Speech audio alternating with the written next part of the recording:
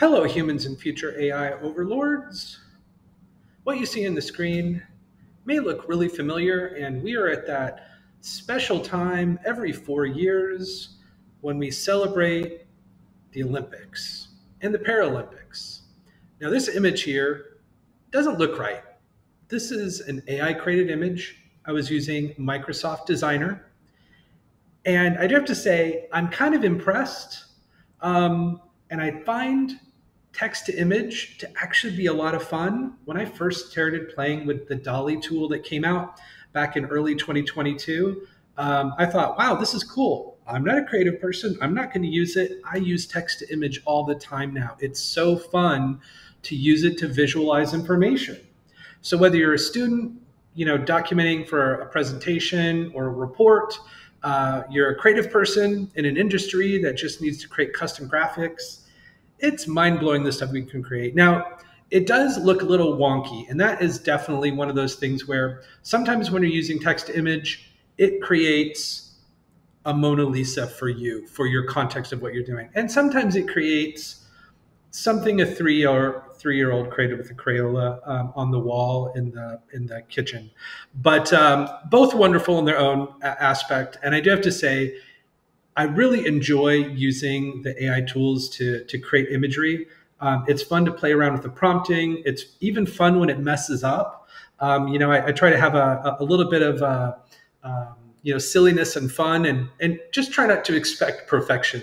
So just like you can see here, the rings look a little wonky, but this is something that just a very simple prompt was used to create it, and it has representation of all different kinds of people, some different sports, I just thought it was really beautiful. And I'm going to show a few others later on in the presentation. But anyway, so I'm here to talk about the Olympics and AI. I'm going to talk a little bit about AI at the Olympics, and then just a little mini history lesson on the Olympics, because I found it really fascinating learning a little bit about it. But what you see here is a logo that I had created using, once again, Microsoft Designer, and it was using the Olympic logo as inspiration.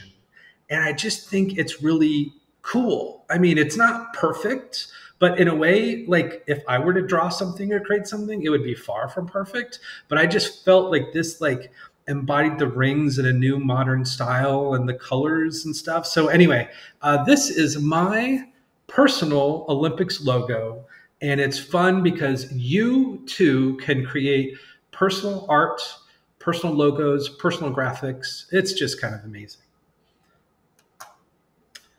So the Olympics and Paralympics games are held every 4 years typically. Now the Tokyo, the hosting city in Tokyo was supposed to hold the last Olympics in 2020, but of course, we all know what we were doing back in 2020. We were hunkered down dealing with the crazy pandemic, that drastically impacted our lives, and even to this day to some degree. But anyway, so the Olympics are actually held in 2021. So it was a little bit more recent than your typical schedule. But anyway, the 2024 Paris Olympics starts tomorrow, and that's really exciting. Now, the opening ceremony was actually on the 25th, and the Olympics run through August 11th. And then the next host city is Los Angeles. So that's cool. They've hosted it before, but it's very interesting, the way the Olympics travels around the world and is developed and created and managed, and, in unique and interesting ways. Of course, they've got an Olympics website, Olympics.com, and you've got a link to Paris. So you can go to older websites and future Olympics hosting websites. They have an Olympics Paris app too, available for Android and Apple, and it's pretty cool. So I was really impressed with some of the base technology, and the website's really nice. So the Olympics Paris website, I thought, was really beautiful. Now, I'm not going to show it here because there's a lot of ads on it and stuff like that, and I don't want to get in trouble. But they also have a Paralympic site too. So it's cool how from a sport perspective, there's so much inclusivity in it, but it's really well done. I was very impressed. One thing they reference on the site is the Olympic torch relay, and that was something that somehow slipped my world, I guess my algorithms and the things that I was watching, the Olympics really wasn't, like a heavy topic. In fact, I think I saw my very first ad for the Olympics today, and it was like a Coke ad on, on a shopping website referencing the Olympics. I'm like, going, hey, the Olympics! I've not seen you advertised anywhere. But anyway, maybe you've seen it everywhere, and it's just, you can't get away from it. But anyway, the Olympic torch relay, I always thought was this super cool thing where they, where the flame travels from Athens to the host city. I just thought that was really cool, and you catch lots of media coverage and stuff. Well, they have on the actual website a section for the Olympic torch relay, and they have like kind of like an overview. They show the stages, the torch bearers, and have some of the latest information.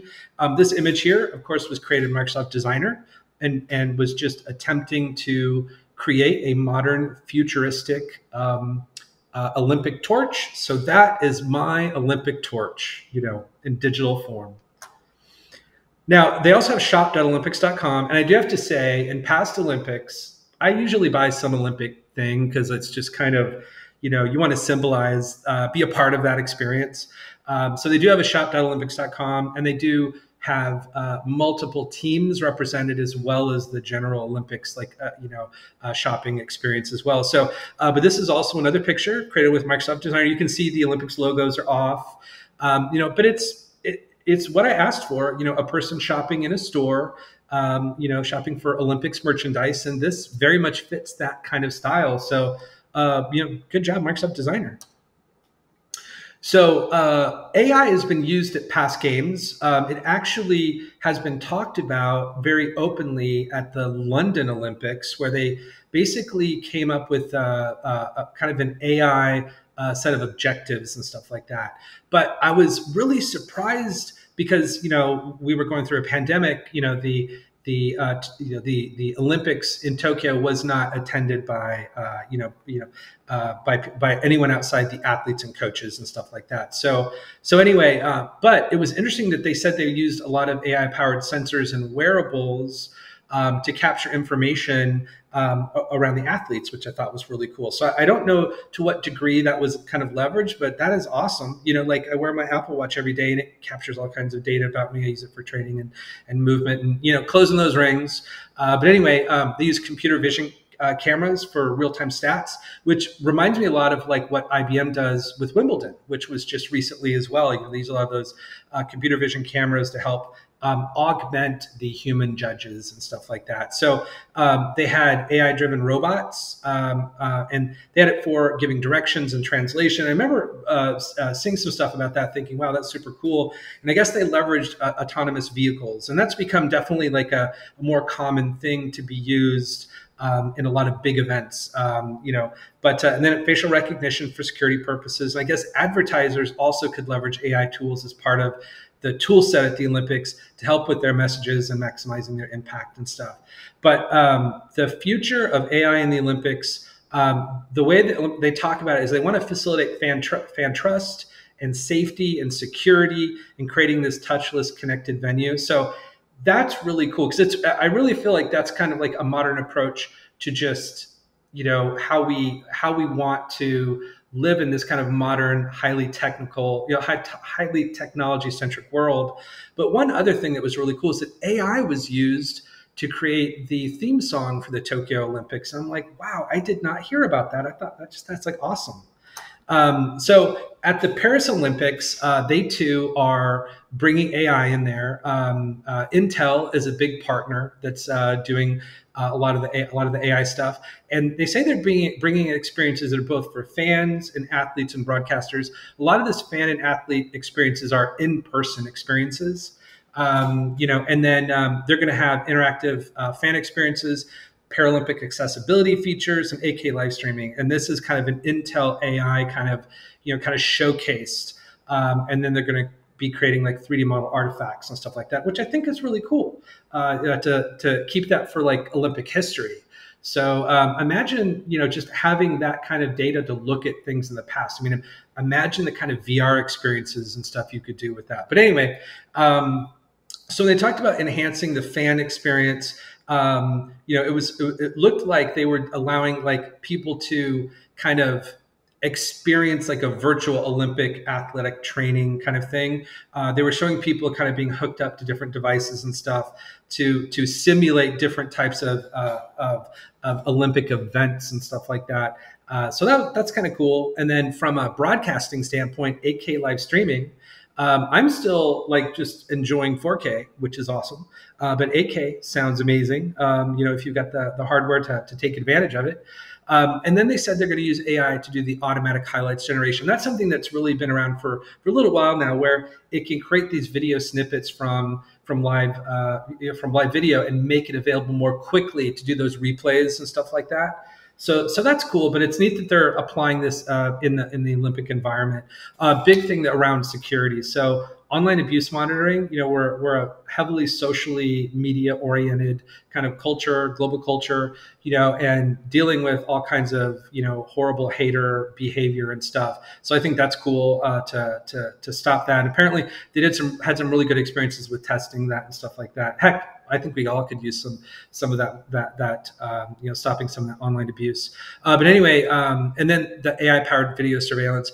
I feel like AI video surveillance just feels like it's really evolved. And while it can feel like a big brother thing, but when you think about the safety and security and stuff around these big events and stuff like that, I think it's important, because they become big targets for horrible things.